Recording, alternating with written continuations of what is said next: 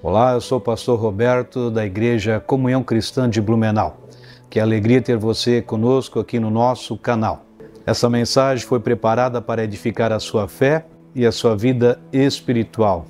Assista, compartilhe e faça com que essa mensagem possa alcançar outras pessoas que você assim conhece. Glória a Deus, que bom que você veio. Que bom que você está aqui nesse lugar, que bom que você está nos assistindo pela internet, você que está conectado, permaneça conosco. Tenho certeza que Deus tem algo da parte dele especialmente preparado para você, amém? Você pode se assentar, por gentileza. Gostaria de cumprimentá-los com a graça e a paz do Senhor Jesus, né? E gostaria também de dar um aplauso para essa banda linda, não é verdade? Deus, pela vida de cada um de vocês, né? Todas as sextas-feiras, então eles têm aqui tocado, essa é a banda do Juná de Jovens, e eu louvo a Deus, me sinto muito honrado e privilegiado de ter cada um de vocês conosco. Muito obrigado. Foi especial, não é verdade?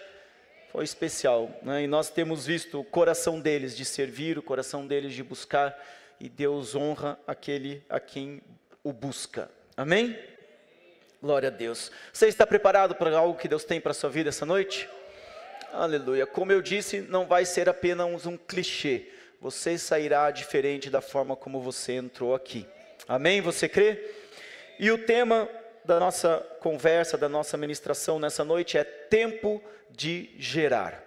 Vamos dizer todos juntos? 1, 2, 3 e... Tempo. Uma vez mais. Tempo de gerar. E para isso eu gostaria de ler um texto para nós iniciarmos ali. Ele está lá em Tito 3, de 4 a 8. Tito 3, de 4 a 8, diz assim: Mas quando se manifestaram a bondade e o amor pelos homens da parte de Deus, nosso Salvador, não por causa de atos de justiça por nós praticados, mas devido à sua misericórdia, Ele nos salvou, pelo lavar regenerador e renovador do Espírito Santo, que Ele derramou sobre nós generosamente por meio de Jesus Cristo, nosso Salvador. E Ele o fez a fim de que, justificados por sua graça, nos tornemos seus herdeiros. Quem aqui é herdeiro? Aleluia, nós somos herdeiros. E como nós lemos, não por aquilo que nós fazemos, não por aquilo que nós praticamos, mas por causa daquilo que Jesus fez por nós. Amém? E o texto continua dizendo: e nos tornemos seus herdeiros, tendo a esperança da vida eterna. Fiel é esta palavra, e quero que você afirme categoricamente. Em outras versões ela diz ousadamente estas coisas, para os que creem em Deus. Quem crê em Deus aqui? Aleluia! Para aqueles que creem em Deus, se empenhem na prática de boas obras. Tais coisas são excelentes e úteis aos homens. Eu tenho plena certeza que Deus quer que eu e você experimentemos dessa herança, experimentemos de tudo aquilo que Ele conquistou para nós. Essa é a vontade do Pai. A vontade do Pai, ela é boa, perfeita e agradável. E Deus quer que eu e você usufruamos de tudo aquilo que Ele conquistou para nós. Você crê nisso? Então, se você crê, diga assim comigo: eu posso. Tudo que a palavra de Deus diz que eu posso. Eu tenho. Tudo que a palavra de Deus diz que eu tenho. E eu sou. Tudo que a palavra de Deus diz que eu sou. E eu tenho plena convicção e certeza que você é um homem e uma mulher de Deus. Eu tenho plena convicção que você é um homem e uma mulher de Deus, onde Ele tem um propósito, onde Ele tem um chamado, onde Ele já tem te capacitado, onde Ele já tem derramado sobre você o amor dEle, a graça dEle, para que você seja exemplo, para que você seja sal da terra e luz do mundo, aonde você estiver. Você crê nisso? Amém. E assim também são com diversos homens da Bíblia. Se nós formos ler lá em Samuel, 1 Samuel 3, 19 a 20... 1 Samuel 3, 19 a 20 diz assim: O Senhor estava com Samuel, enquanto ele crescia, e fazia com que todas as suas palavras se cumprissem. Todo Israel, de Dan até Berseba, reconhecia que Samuel estava confirmado como profeta do Senhor. Você conhece a história de Samuel? Samuel foi um grande profeta da parte de Deus. A palavra de Deus diz que naquele tempo ela era escassa, Deus não falava, Eli era o sacerdote, e de repente um jovenzinho começou a se relacionar com Deus, e Deus começou a falar com Samuel. Deus começou a agir através da vida de Samuel.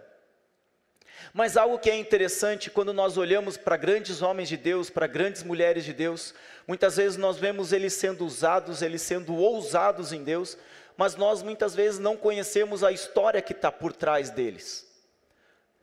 Muitas vezes nós não atentamos às dificuldades, nós não atentamos muitas vezes às limitações, às escassez que eles passaram para que eles estivessem aonde eles estivessem. Nós olhamos simplesmente a figura, a pessoa lá na frente, mas nós não sabemos ou não olhamos muitas vezes para as dificuldades e problemas que eles passaram e que eu e você passamos no dia a dia. Eu tenho as minhas dificuldades, eu tenho os meus problemas, eu tenho áreas em que ainda é escasso, eu tenho áreas na minha vida que eu ainda não tenho alcançado a abundância de Deus. Eu não sei quanto a você. Existe alguma área na sua vida que você ainda não alcançou a abundância? Existe alguma área da sua vida em que você ainda crê que tem muito mais da parte de Deus para você? Quer seja na área financeira, quer seja na sua saúde, quer seja na sua família, quer seja em tantas áreas, tantas situações que eu e você temos, e que muitas vezes nós temos uma escassez, nós temos uma dificuldade.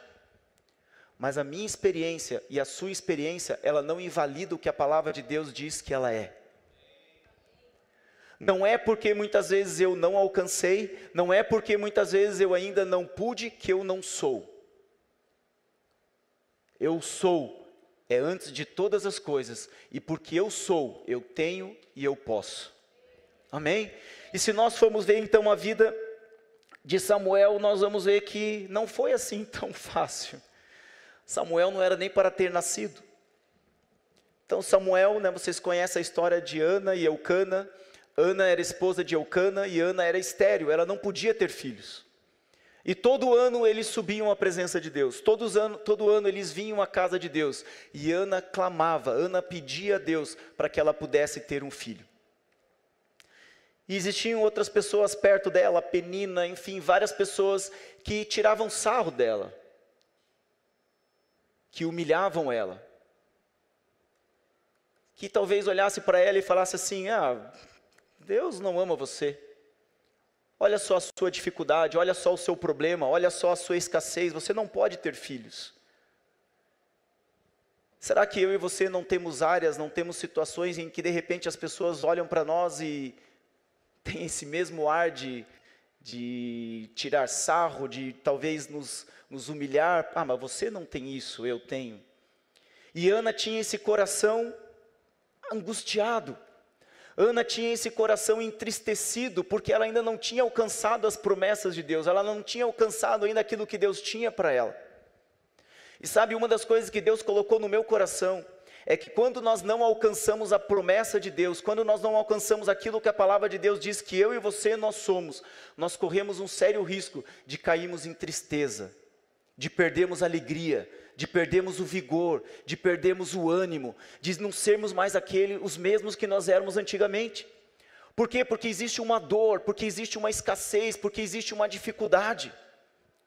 E aquilo talvez nos machuca, aquilo talvez nos aprende, aquilo talvez nos segura, para nós sermos aquilo que Deus nos chamou para ser. Mas nessa noite eu estou aqui para dizer para você, que aquilo que nós somos é maior do que aquilo que nós temos. Nessa noite eu estou aqui para dizer para você que não importa a situação que você está passando, não importa o problema que você está passando, eu e você nós cremos um Deus que é muito maior do que qualquer problema ou situação que você está enfrentando. E nessa noite nós iremos orar por isso. No final do culto nós iremos orar, nós estaremos aqui como pastores, nós estaremos orando por você, por todos vocês, nós estaremos orando por um novo semestre que vai se iniciar na vida de vocês, mas sobretudo, nós vamos orar por questões específicas que você não tem alcançado ainda a abundância. Sabe, muitas vezes nós oramos aqui por coisas generalistas, Mas eu quero que nessa noite você comece a lembrar, e eu tenho certeza que o Espírito Santo já está falando com você, de áreas, de situações onde você tem vivido talvez uma escassez, e você tem clamado, e você tem orado, e você tem se colocado diante de Deus, e nessa noite eu estou aqui para dizer que, ei, chegou o tempo de gerar. Chegou o tempo de gerar, chegou o tempo de você gerar aquilo que está na palavra de Deus para a sua vida. Então, sabe, quando você vier aqui à frente, você vai falar assim: ei, eu quero que vocês orem pela minha situação financeira. Ei, eu quero que você ore pela minha dor, sei lá, no pé, pela minha dor no joelho. Eu quero que você ore por esse contrato que não foi assinado ainda. Eu quero que você ore por essa papelada que precisa ser resolvida. Eu quero que você seja específico naquilo que tem te causado dor. Porque eu e você, eu tenho certeza que nós cremos em um Deus que responde, um Deus que age, um Deus que fala comigo e com você. Você crê nisso? Amém. E aí a história continua lá em 1 Samuel 1, 15 a 18. Então, depois desse todo o contexto, Ana estava lá clamando, Ana estava lá orando. Sabe, me veio como se fosse uma visão, vários de vocês, vários de nós, eu também tenho esses momentos, onde de repente nós fechamos a porta do nosso quarto e nós oramos, e nós clamamos a Deus, e nós falamos: Deus, não é justo isso que eu estou vivendo. Deus, não é certo isso que eu estou vivendo. Deus, eu não aceito mais essa situação. Deus, eu não concordo mais com isso, porque a tua palavra diz isso, isso, isso, e eu quero viver isso. E é exatamente isso que Ana estava fazendo. E aí, no versículo 15, diz assim: Ana respondeu então ao sacerdote Eli, porque Eli chegou diante de Ana, e pensando que ela estava bêbada, por ela estar chorando, ela não falava, ela só mexia os seus lábios. E Ana respondeu: não se trata disso, meu senhor, sou uma mulher muito angustiada, não bebi vinho nem bebida fermentada, eu estava derramando a minha alma diante do Senhor. Não julgues tua serva uma mulher vadia, eu estou orando aqui agora por causa da minha grande angústia e tristeza. Eli respondeu: vá em paz, e que o Deus de Israel lhe conceda o que você pediu. Nessa noite, quando os pastores estarão orando por você aqui, nós vamos declarar isso: ei, vá em paz, e aquilo que você pediu, Deus te conceda. Porque naquela época Jesus ainda não tinha morrido, Jesus ainda não tinha ressuscitado, a palavra de Deus ainda não estava liberada da forma como está hoje para mim e para você. E nós podemos hoje dizer: ei, a palavra de Deus vai se cumprir, porque tudo que Jesus tinha que fazer, Ele já fez. E nós temos acesso a tudo isso, e nós vamos declarar, assim como Eli declarou na vida de Ana, nós vamos declarar na sua vida, amém? E a pergunta que fica então: quem é o Samuel que você precisa gerar hoje à noite? Ana era estéril, Ana tinha essa esterilidade, ela tinha essa dificuldade, ela tinha essa escassez. Mas se nós colocarmos Samuel como uma área que você talvez não tenha experimentado ainda a abundância, a pergunta que eu faço para você é: qual Samuel você precisa gerar essa noite? É específico, é com você. Cada um aqui tem algo, cada um aqui tem uma situação. E eu estou aqui para dizer para você que, ei, chegou o tempo de gerar.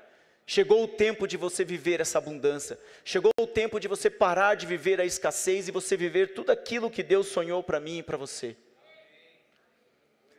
Talvez você olhe para mim e fale assim: André, isso é profético? É profético. Mas não é profético no sentido de que hoje é o tempo, sempre foi o tempo. Desde que eu e você conhecemos Jesus, nós já temos acesso a todas as coisas de Deus. Desde que Jesus morreu, todas as palavras já estão disponíveis para mim e para você. Então é o tempo no sentido de eu e você nos posicionarmos profeticamente em cima dessa palavra. É tempo de gerar, é tempo de nós experimentarmos tudo aquilo que Ele conquistou para mim e para você. E eu tenho certeza que nessa noite, toda escassez será trocada por abundância. Toda dor, toda falta de saúde será trocada por saúde. Toda doença será eliminada. Eu não sei se você faz exames, se você periodicamente faz exames, eu não sei se você tem algo, que doença que for, mas eu creio que nessa noite você pode ser completamente curado. E que nessa semana, de repente, você vai no médico e você vai olhar o exame, e o médico vai dizer para você: ei, não tem mais nada. Não existe mais nada, você não sei o que aconteceu, mas você vai saber o que aconteceu. Talvez no seu emprego você tenha buscado talvez uma promoção, você tenha buscado algo, ou você tenha buscado um emprego. Essa semana vai ser gerado algo na sua vida. Essa semana você vai ser surpreendido. Por quê, André? Porque nós cremos e nós declaramos o que a palavra de Deus diz ao nosso respeito. E nessa noite nós estamos fazendo isso. Crie, por isso eu falei. Então nós precisamos falar, declarar aquilo que nós cremos. E eu creio nisso de todo o meu coração. André, mas será que isso vai acontecer mesmo? Eu já orei, eu já busquei tantas vezes, eu queria dizer para você algo que existem ações de Deus em que elas são instantâneas. Existem ações de Deus que são um processo. Mas sempre quando eu e você cremos, nós alcançamos aquilo pelo qual nós estamos crendo. O compromisso de Deus não é com a minha palavra, não é com o que eu estou falando aqui, mas o compromisso de Deus é com a palavra de Deus que está através da minha boca. Deus tem compromisso com essa palavra. E a palavra de Deus diz que ela não volta vazia, mas ela cumpre o propósito pela qual ela foi designada. Para cada área da nossa vida existe uma palavra específica.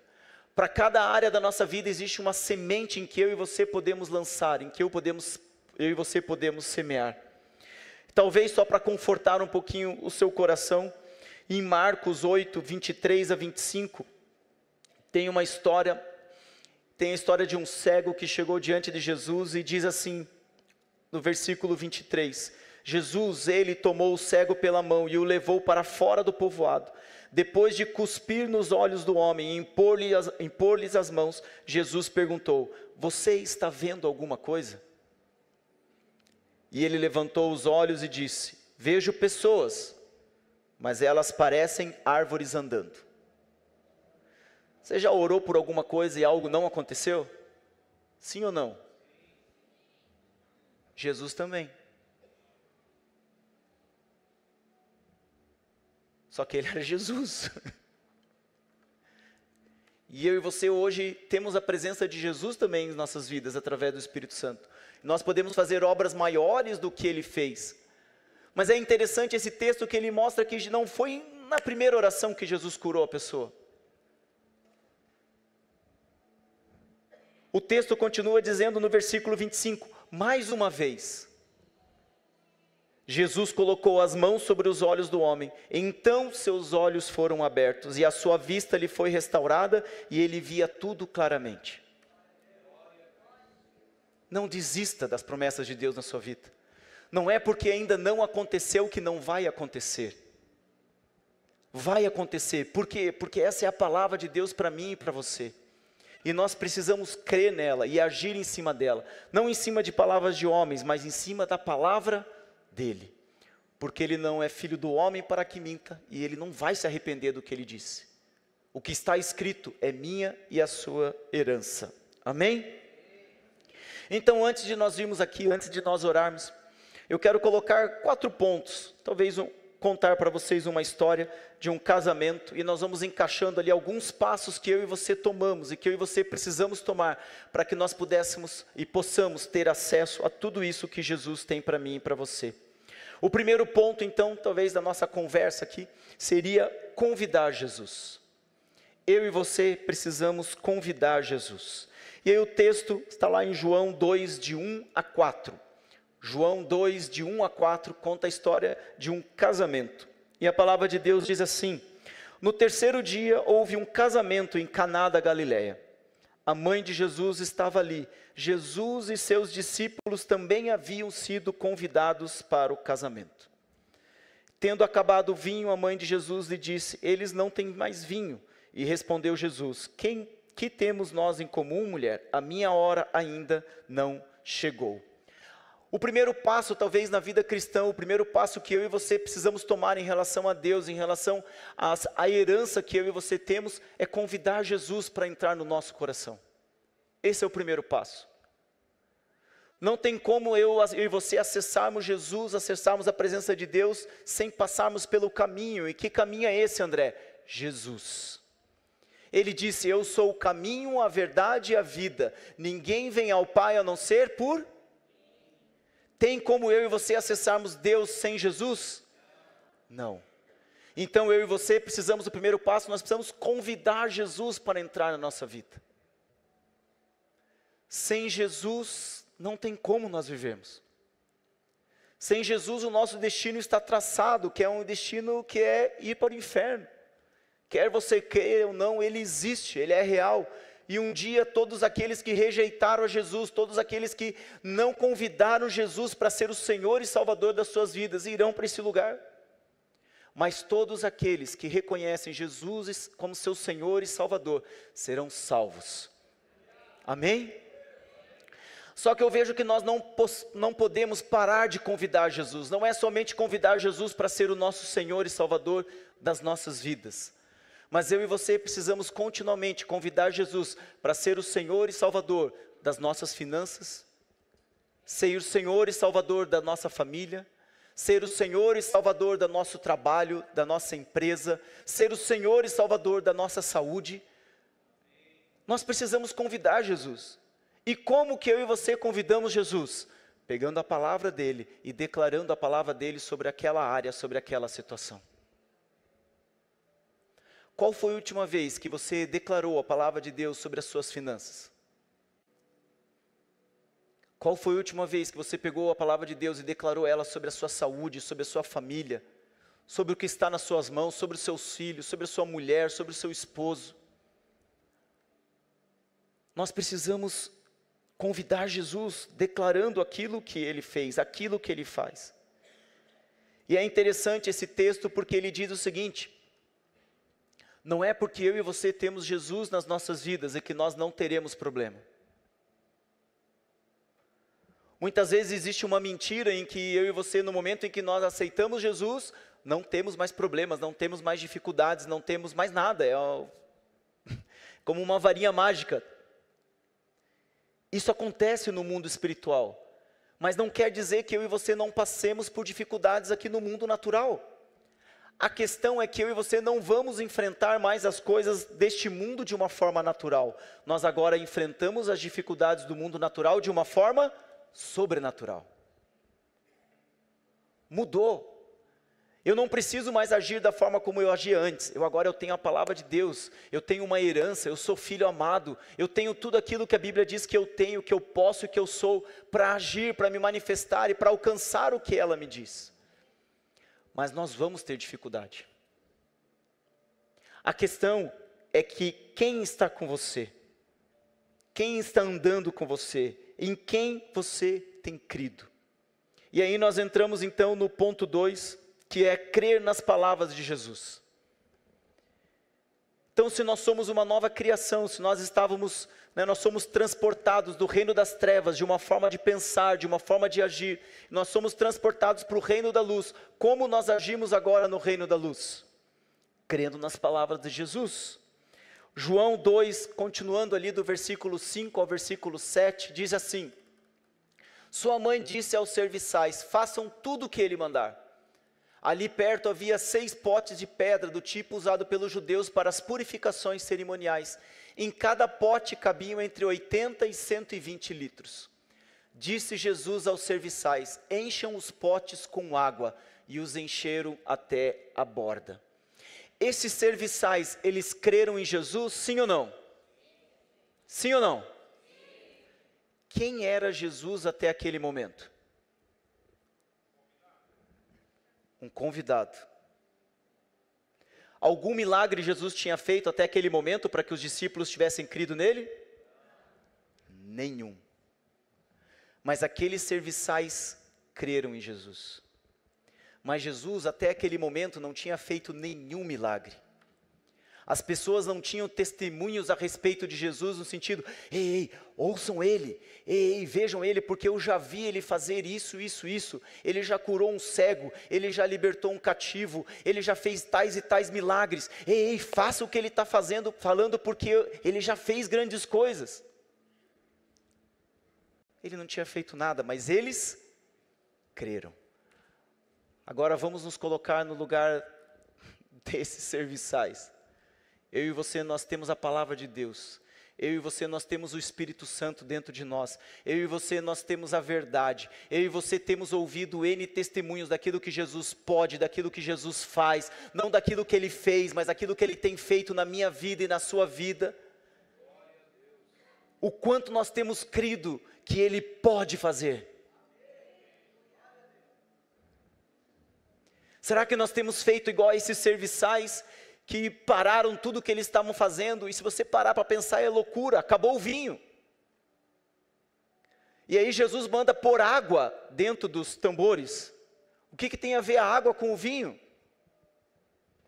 Mas eles fizeram exatamente como a palavra de Deus havia dito. E o vinho fala de alegria. Lembra quando eu falei no começo, muitas vezes quando nós estamos vivendo escassez, muitas vezes quando nós estamos vivendo algo que está nos tirando a paz, um dos grandes sintomas é a falta de alegria, você perder a alegria. A escassez, ela nos faz perder a alegria, ela nos faz perder o ânimo. E aqui é interessante que, qual a matéria-prima que Jesus usou nesse versículo? O que ele usou ali? Ele pediu para encher os potes com o quê? Com água. Água na Bíblia quer dizer o quê? O que a água simboliza na Bíblia? A palavra. O que eu e você devemos usar para transformar escassez em abundância? A palavra. Nós declaramos aquele versículo, né? Eu sou como uma árvore plantada junto a ribeiros de águas, cujas folhas não murcham. No tempo certo eu dou fruto, e tudo que eu faço... E nós pegamos aquela parte, né? Tudo que eu faço... É isso, tudo que eu faço... Nós vemos essa parte. Mas a Bíblia diz que eu sou como uma árvore plantada junto a ribeiros de... Então o que faz eu prosperar? Estar plantado junto a ribeiros de águas correntes. Quando eu estou fundamentado na palavra, quando eu declaro a palavra, quando a palavra flui através da minha vida, eu prospero. Tudo que eu faço prospero, porque eu estou fundamentado, eu estou alicerçado. A árvore, como as suas raízes, elas estão juntas, plantadas num ribeiro de águas. Amém? Aleluia. Então não basta eu somente crer para a salvação, mas eu preciso crer para essa vida abundante. E o terceiro ponto, então, eu preciso declarar as palavras de Jesus. Como nós temos visto, nós precisamos crer na palavra, mas não somente crer, nós precisamos declarar. Sabe, imagina a luz. Existe aqui esse candelabro, ele está aceso. Se eu for lá e apertar um botão, eu desligo ele, sim ou não? Se eu for lá e apertar o botão, eu ligo ele? Ligo. Mas o que faz ele ligar? A eletricidade. E através da minha ação, eu ligo ele. Mas não é porque eu apertei o botão que ligou, é por causa de toda a eletricidade que está aqui. A palavra de Deus na minha vida é assim também, na sua vida também é assim. É como se nós só precisássemos apertar o botão, crer que se eu apertar o botão, a luz vai aparecer. Mas tudo que está por trás, a palavra de Deus já fez, Jesus já fez por mim e por você. Basta eu e você usufruirmos. E aí nós vamos lá para Jeremias 37, 1 a 8. Jeremias 37, 1 a 8 diz assim: a mão do Senhor estava sobre mim, e por seu espírito ele me levou a um vale cheio de ossos. Ele me levou de um lado para o outro, e pude ver que era enorme o número de ossos, e que os ossos estavam muito secos. E ele me perguntou: filho do homem, esses ossos poderão tornar a viver? Eu respondi: ó soberano Senhor, só tu o sabes.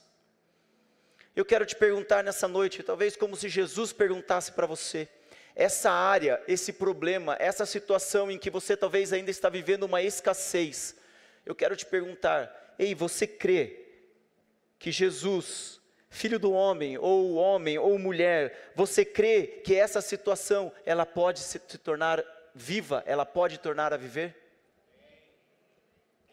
Você crê que essa situação, de repente, que você está vendo ossos secos, você crê que esses ossos secos, eles podem tornar a viver?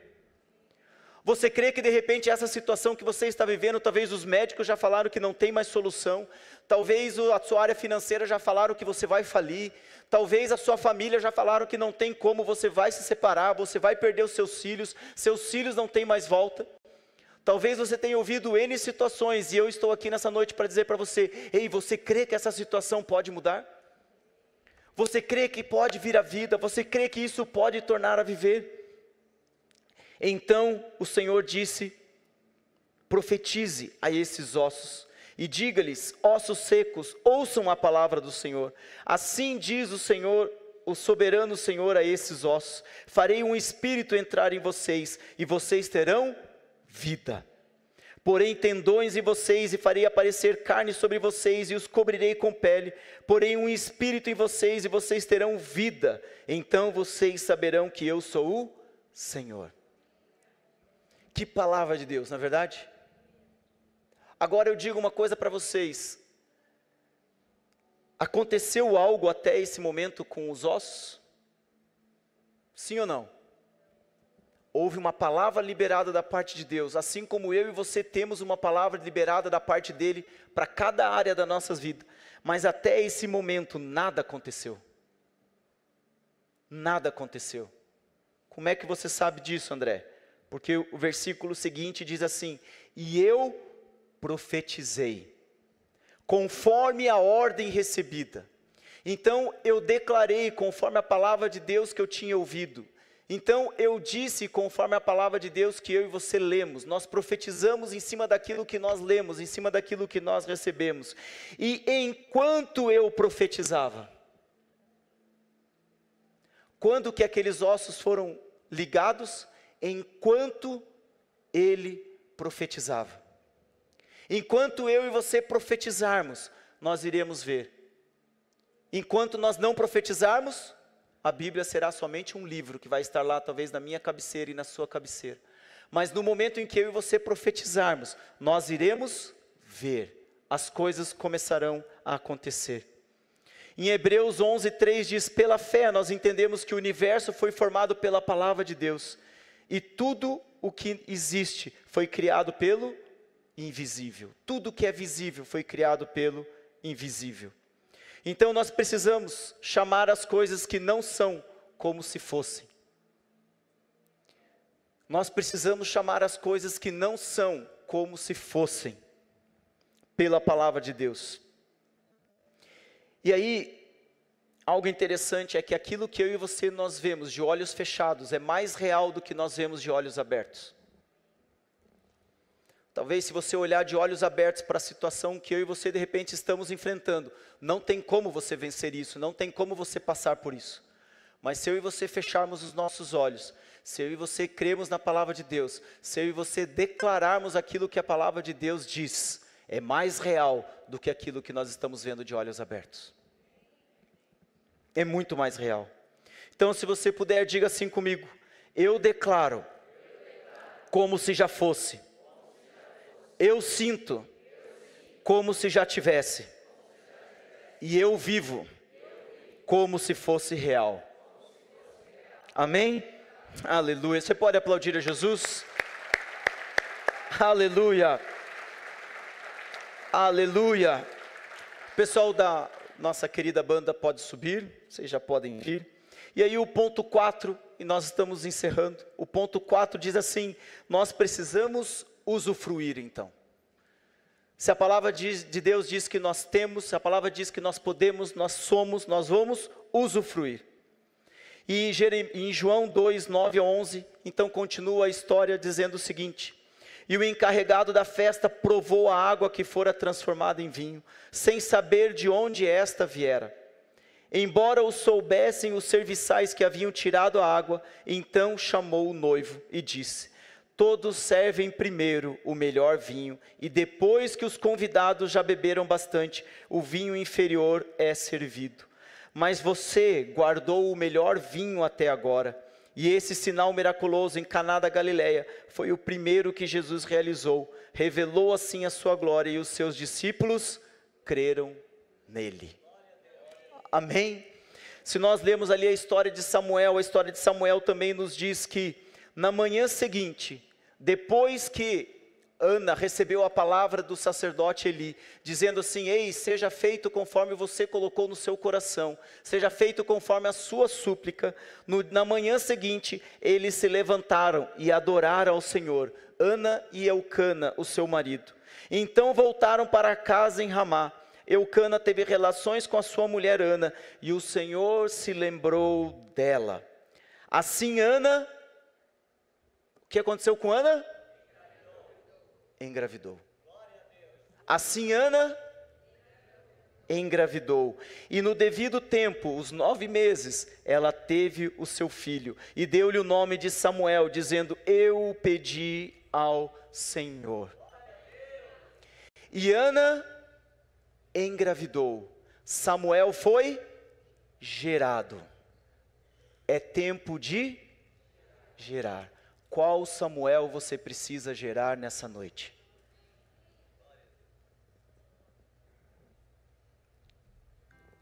A palavra de Deus, ela é real, ela é viva. E eu tenho certeza que assim como aconteceu com Jeremias, assim como aconteceu naquele casamento, assim como aconteceu com Ana, ele vai acontecer com a sua vida nessa noite.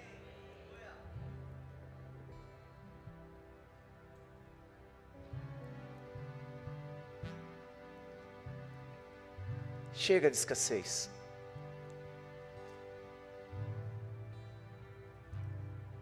Chega de escassez, chega de dificuldade. Vamos viver uma vida abundante. Sabe, eu sei que no seu coração você deseja de todo o seu coração, de toda a sua alma, de todo o seu entendimento viver isso. E muitas vezes o diabo ele impede que nós usufruamos disso.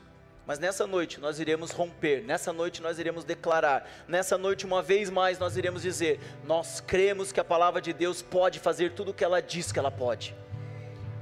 E ela pode suprir toda a sua necessidade, tudo que a palavra de Deus diz que você pode, e assim será nessa noite, amém? Aleluia. Você recebe essa palavra no seu coração? Amém, aleluia. Que bom que você esteve conosco até aqui. Se esta mensagem edificou a sua vida, gostaria de convidar você a fazer uma oração, convidando Jesus Cristo para ser o seu Senhor e o seu Salvador. Diga assim comigo: Senhor Jesus, eu te agradeço porque lá naquela cruz tu morreste pelos meus pecados. Eu abro o meu coração e te convido a ser o meu Senhor e o meu Salvador. Eu creio que a partir de hoje eu sou uma nova criação, as coisas antigas ficaram para trás e tudo se fez novo na minha vida. Amém. Se foi essa a sua primeira vez que você orou e você quer deixar algum comentário, temos as nossas mídias sociais para que você possa entrar em contato conosco. Será uma honra poder conhecer você melhor. Permaneça abençoado.